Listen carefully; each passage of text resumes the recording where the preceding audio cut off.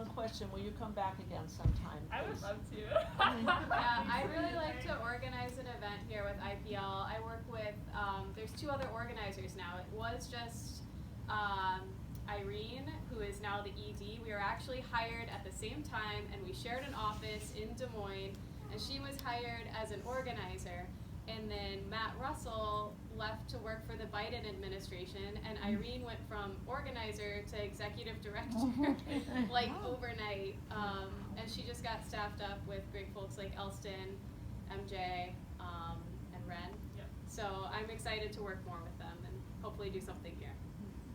But yeah, Jeannie asked me to give an update on our Beyond Coal work. So I know there's some of you that I haven't met before. I'm the organizer on our Iowa Beyond Coal Sierra Club team, and I'm based in Des Moines, and I come out here and bug you guys a lot because you have two of the dirtiest, least economic coal plants just south of your city.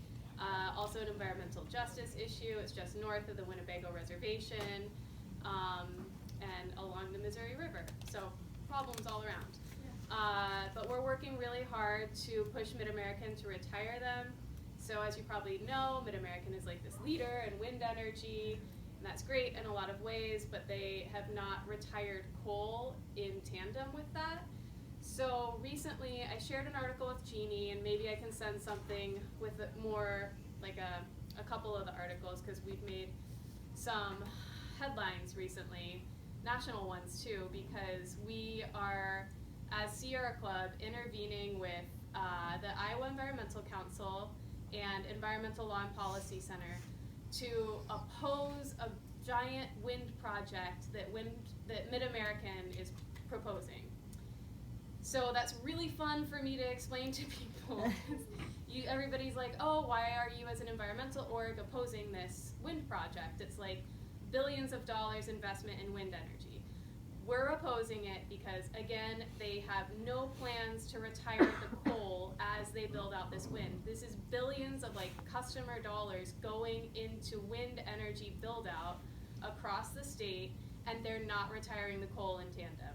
So it's just adding energy, excess generation that they can then profit off of, selling to big tech customers or data centers that are getting built in our state, so that those data centers, or like John Deere, all of these big companies have these green, clean, renewable energy standards that they have to meet. So it's like a fancy number thing for Mid-American to make money and the companies to meet their goals. In the meantime, the carbon emissions from the coal plant in your community are not, they just keep burning. So they're branding themselves as this super renewable company, and they continue to do so, and they continue to get away with it because of the wind. So in this litigation at the Iowa Utilities Board, we intervened to say, this isn't right. If they're gonna build this, then they need to retire coal. And we actually commissioned a study from a third-party energy economics center called Synapse. And they modeled, how much customers would save over time if they did take advantage of the Inflation Reduction Act and invest in different forms of clean energy and retire the coal. And we found that they would actually save millions of dollars. We've done this is the second time we've done this, and they keep finding the same thing. So I'm gonna try and keep this short, like I said, but we're actually having a webinar on Thursday if you wanna learn more about it. I'm hosting it with another organizer, MJ, at Interfaith Power and Light. But right now, as the Sierra Club, we have an action alert set up, because the Iowa Utilities Board, as long as this case is in front of them, so Mid-American proposes the project to the Utilities Board. The Utilities Board has to approve it before they can, go forward and do anything with rates and what have you.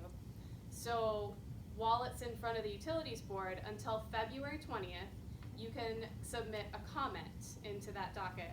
And I know Renee is familiar with this process. She's done it before and still gets letters on it and updates on the case.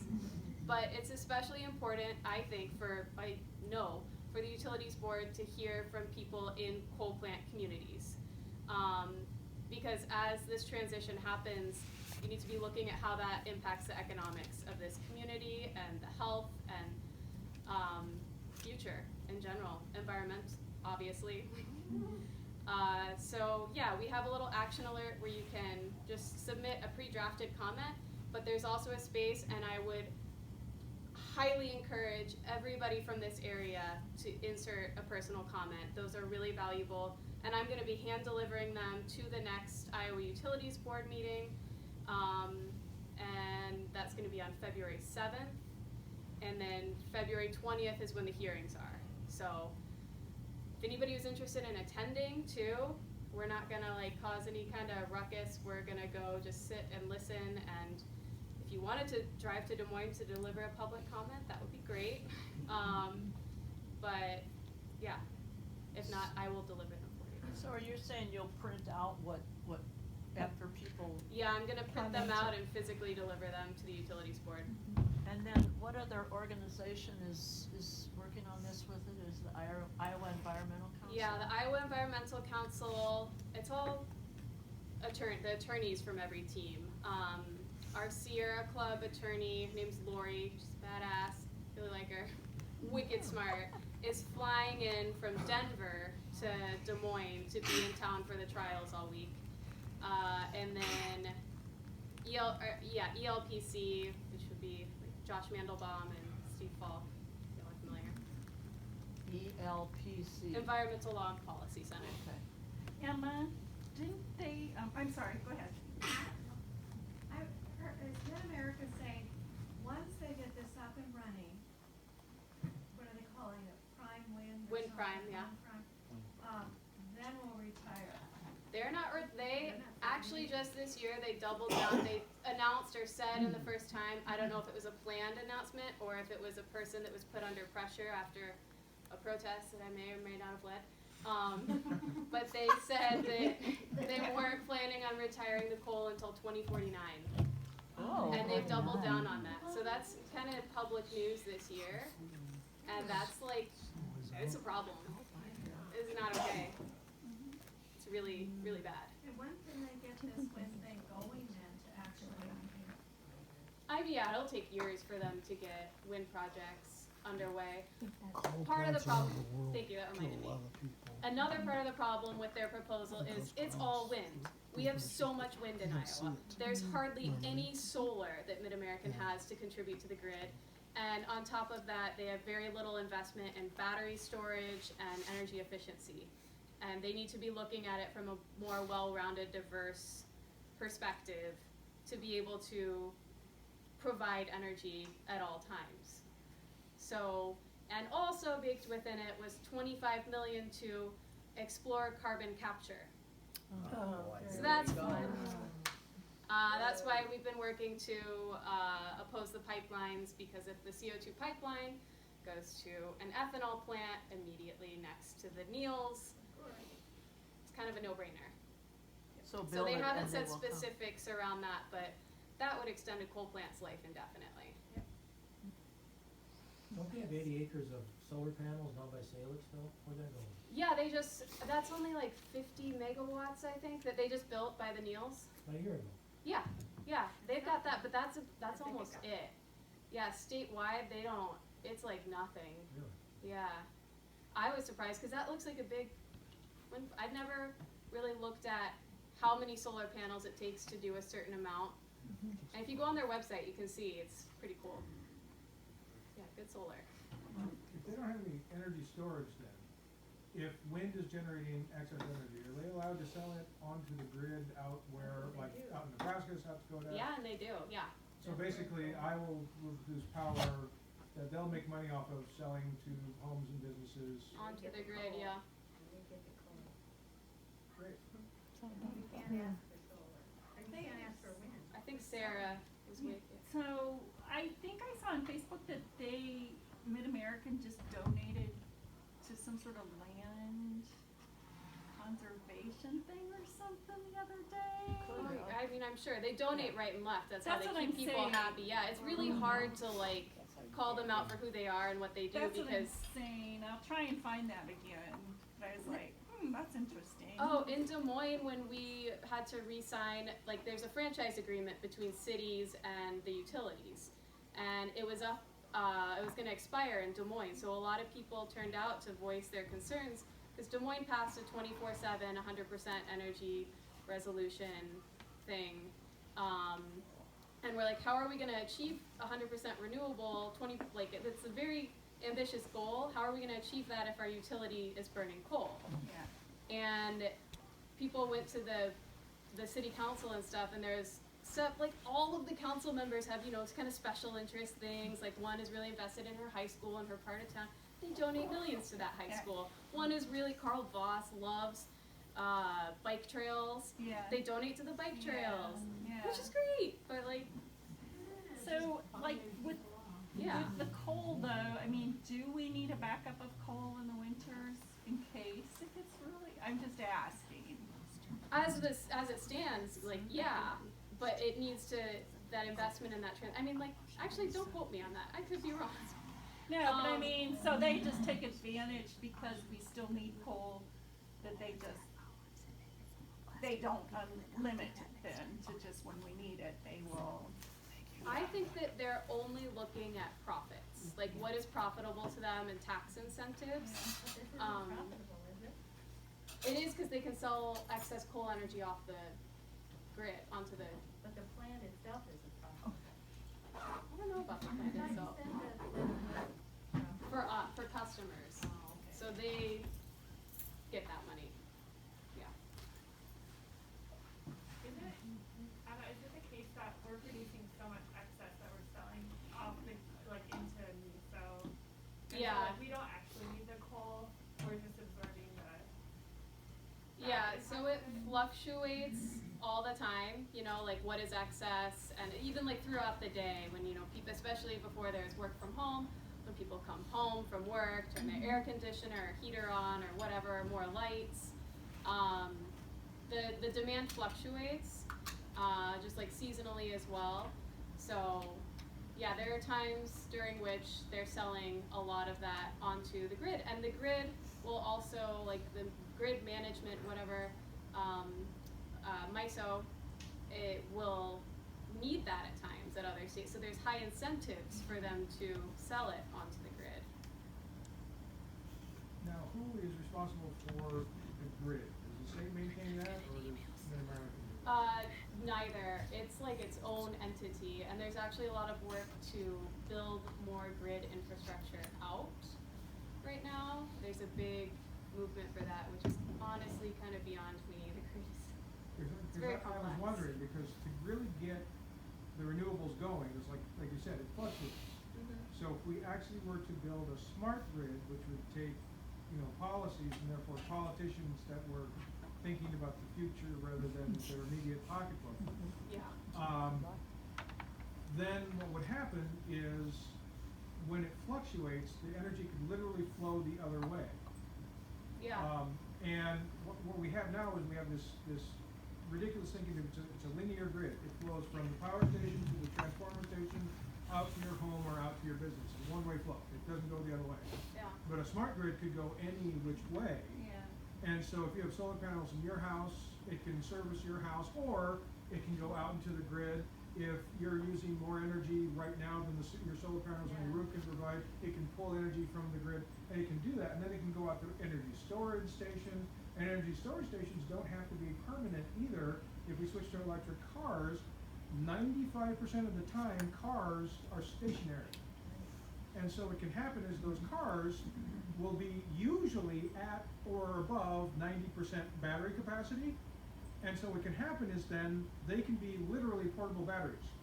And so during like peak energy times, they could pull some energy away from your battery, but it's metered, and so you get paid for that. They don't want that. And Yeah. They don't want it could that. actually be adaptive and dynamic. You no longer need You need coal, to you no barricade it. longer need nuclear, you no longer need natural gas, but all we have to do is do some public investment into the energy grid and modernize it, like Al Gore said 20 years ago.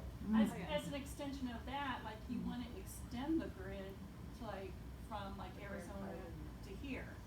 So like, places that are really windy on one day, and we don't have any wind here, they could pump it into the. I think Arizona's on a different grid. Ours is like a. No, it's but like, I'm yeah. saying, connecting the grids, you make more transference of energy, like underground cables. Yeah. But so that they can go from one plant to another across the country, and then you know. You can support.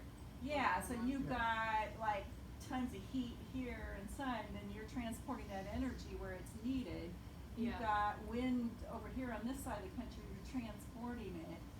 You know, so you're utilizing everybody's working resource. together on a grid. Yeah, and I That's think what I'm saying. it's gonna be decades of like build out of the grid system. It's very dated, and I think we're gonna be seeing that in coming years. And I mean, like David was saying, there's a million ideas and like solutions out there to confront the climate crisis, and we need to be investing in all of these things, not just with Mid-American and energy. Yeah. Fossil fuel industry, biggest contributor to the climate crisis, but this needs to be like a well-rounded approach, and that's why we're like, don't just invest in all of this wind when all of these other Right. things are on the table, because it needs to be more diverse.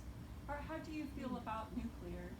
How does the Sierra Club feel? Sierra Club is very anti-nuclear policy. They were pro-nuclear, one of the big proponents in the 50s, 60s.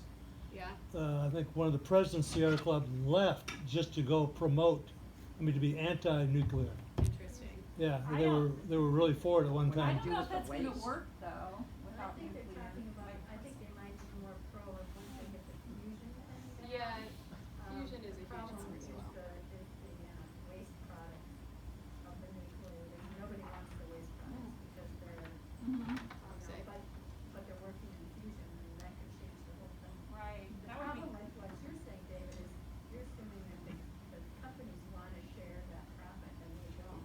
Because, for example, there's the idea of solar gardens that some states have, and that's where, like, if you don't have a piece of property or own a piece of property or live on a piece of property that has enough land to have enough solar panels on it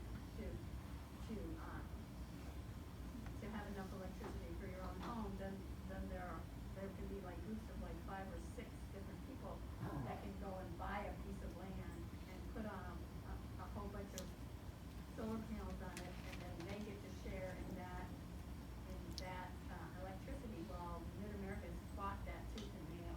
They won't allow that in Iowa. So, you know, to think that they would allow, they're not gonna allow to sell anything that you have to somebody else or take that away from your bill. They're fighting. Yeah. So it's a fabulous idea. That's what it should be. Yeah. Yeah, I mean, they've fought for a lot of bad legislation, and they have they've made the donations to make those things possible, so, yeah. Any other questions? Sorry, that was longer than I planned. I'll share just one more thing, which is that we don't have any time to wait to retire these coal plants. Oh, yeah, yeah. Warming, the last I saw, it's what, about 1.1 or 1.2 degrees Celsius. If it gets up above 1.5 degrees Celsius, catastrophic effects of climate change are gonna happen all around the world, and we can't stop it. But right now, with business as usual, even with, in a lot of countries, like, this is slow investment in renewables, right? And this is very slow retirement of some fossil fuel generation. If we take all that into account, the world is committed to 2.5 degrees Celsius warming. And that's with bringing these renewables on slowly and retiring the fossil fuels on slowly. So, I mean, I just urge everyone to think about the kids, the grandkids, that sort of stuff. Probably most of the devastating effects of climate change are not gonna happen in my lifetime. But, I mean, I for still- Pete's sake, the still students think that I it's teach happening now, now. it's Yeah. gonna happen in their lifetime. Yeah, What's it's not happening in my lifetime. already I'm not that is young. gonna be far worse past 2050. Well, they're already talking about those gigantic, Antarctica. there's a gigantic, just a whole article in the New York Times about all of this warm water that is now going into the center of Greenland. And there's this gigantic, massive ice shelf that is getting all this water that's coming underneath it, and they're saying that shelf, when that shelf goes, the oceans will go up 5 feet. 5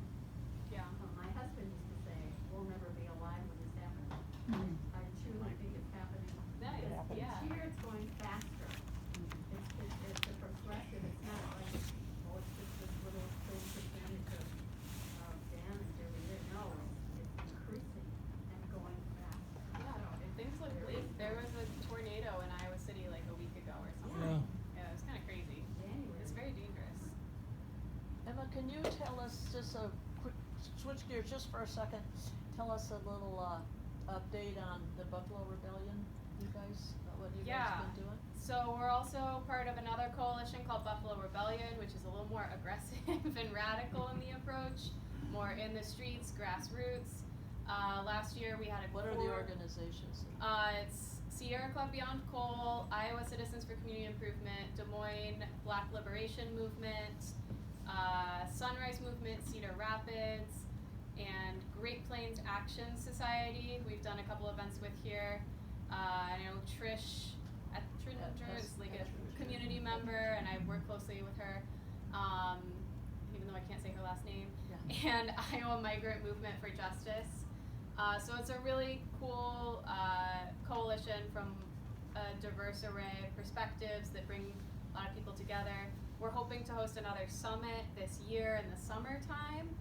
Would love to see some of you there. It's really, I mean, it's an intense commitment, but it was pretty revolutionary, I think, for a lot of movement spaces. People came from across the state for it. So I'm trying to think of, we've been pretty focused on the pipeline fight, the CO2 pipeline fight with that coalition.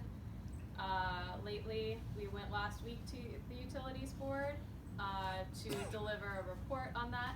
They actually used our photo in a report in Oakland, California, for those of you that were there for our Prairies Not Pipelines event.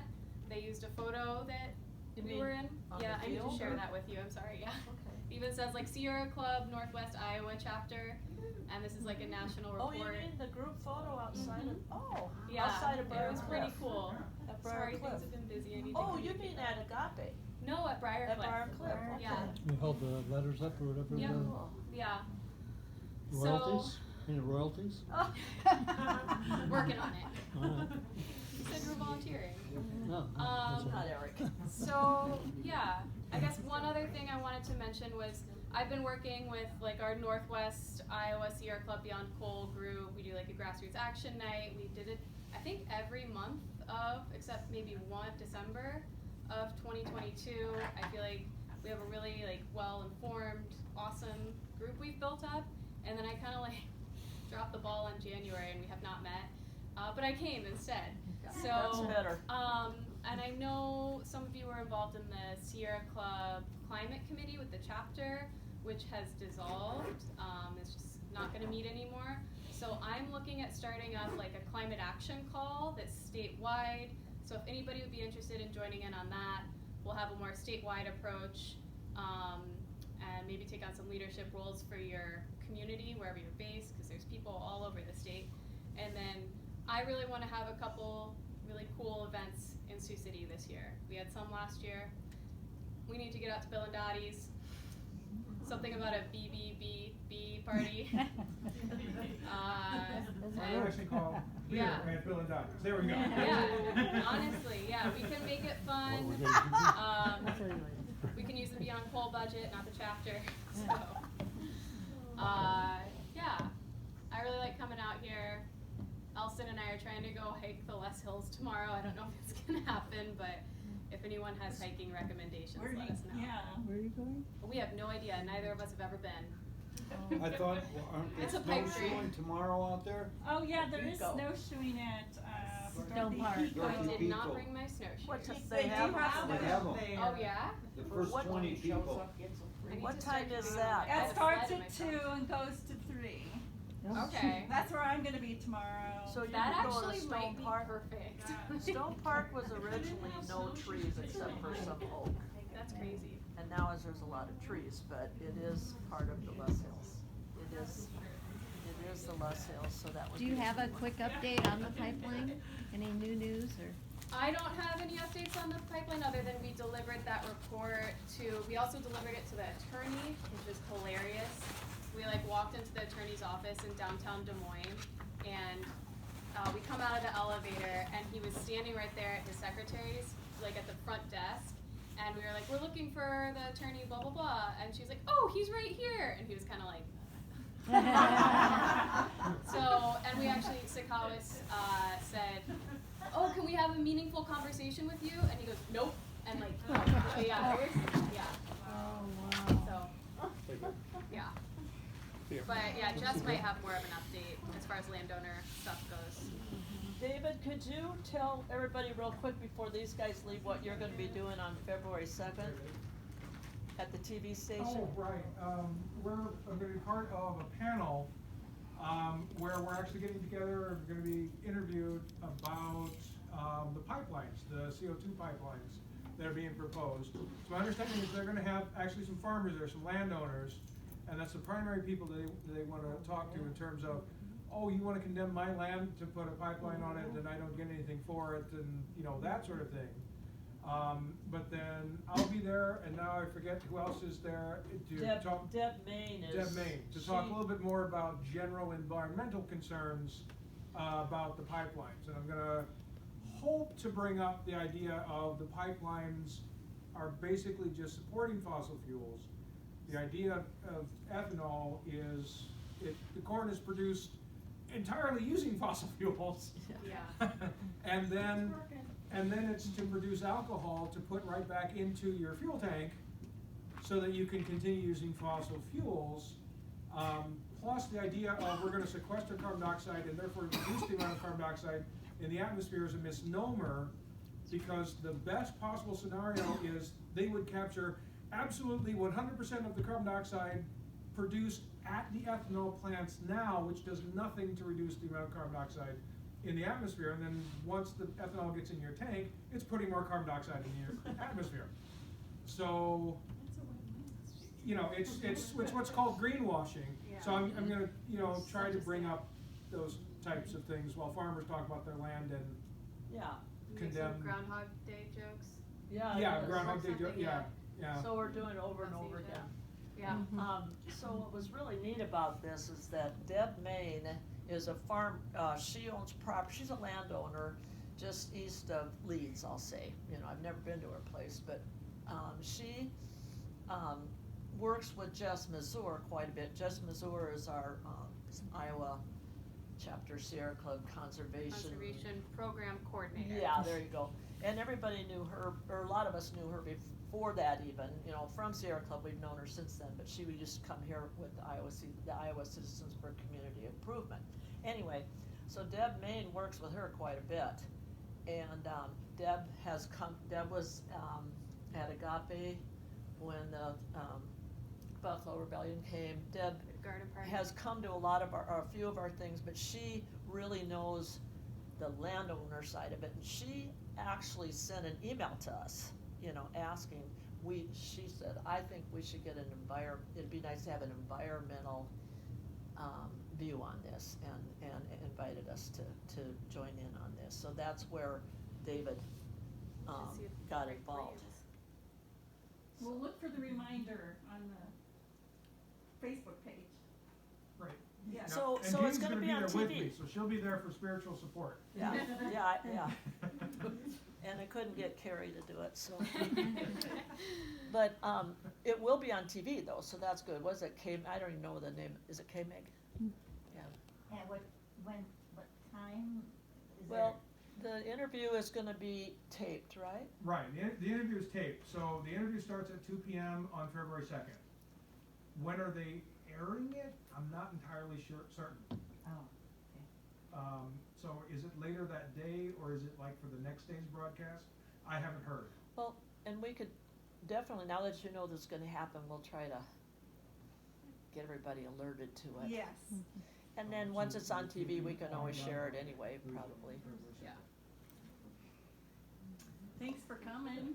Thanks for having me. So I was so Emma hungry. is like, I see her more than I see a lot of my Sioux City friends, that's all. I only have one or two friends, but no, and I mean, Emma has hiked the hills, she's, you Not the know, West Hills. hung out at Agape, We went she's to Stone Park. sat at the Friends of Stone Park Prairie. We everything. I paddled with Bill down Oh, in yeah. Missouri. I was just telling Elston about that. Yeah, when Graham Jordison came. Yeah, it was really funny. I don't think he had his hearing aids in then either. And so I was in the front of the canoe and he was in the back, and we just kind of agreed that he was gonna talk and I was gonna listen. And honestly, it was a really good time. Like, we had a lot of fun. It was a great trip. Got some great photos too. Nothing unusual there. And it was Andrea and you and Andrea and you and Bill and, Sarah, Graham, Yeah. I think that was it. yeah. let's see. Yeah, Dottie was Where'd out you of town. start at, Ponca? Right up in like downtown area by a hotel, there's At the like boat a ramp little, there, yeah. Oh, they oh, put in where'd you there, go? it went to. Eric came and saved us Yeah, somewhere yeah, down we were downriver. Nebraska City. Then we got out in they got out in Dakota City. Dakota City. Dakota City. I was gonna say Nebraska City, geez. He Yeah, paddled, did some he paddled the whole Missouri though. This was just a stop Yeah, along the oh way. yeah, tell Yeah. them what that was about real quick. Yeah, Graham had a sabbatical. He worked for the Nebraska Beyond Coal, and he took a 6-month sabbatical to paddle the Missouri and raise awareness about how it's polluted, all the different forms of pollution, especially the coal plants that are all along the river. You know, ag is obviously a major, like the #1 carbon polluter, but it's a lot of different companies and industries, and even like, you know, smaller practices. But like the fossil fuel industry's contribution is right up there with it. So we had a little thing at, what was the name of that center? Downtown? Yeah. I mean, down at, Betty Strong or the, Oh, the place, that shelter. Yeah. Welcoming center, whatever the. Yeah, Yeah, that and was really cool. when he paddled in, you know, we had a little event that night, and then in the morning we paddled out. Yeah. Was And that then this 5 past miles. summer? I think that was summer of 2021. Oh, was it? Yeah, it feels like a It long was, time yeah, ago. cause it was 2021. Yeah, Where'd he, because it was where'd still he start at? Did he start Yeah. out at the Fort Peck? headwaters. I don't know. Oh, the The headwaters. headwaters Oh. in Wyoming. Montana. Montana, Yeah. Wyoming or Fort Peck. something. Well, Fort Yeah. Peck's in Montana, but it's still Oh, I further still to the farther headwaters. I- Did he have a dog with him? No, but he met a woman that had a dog that like is writing a book or something. Oh, really?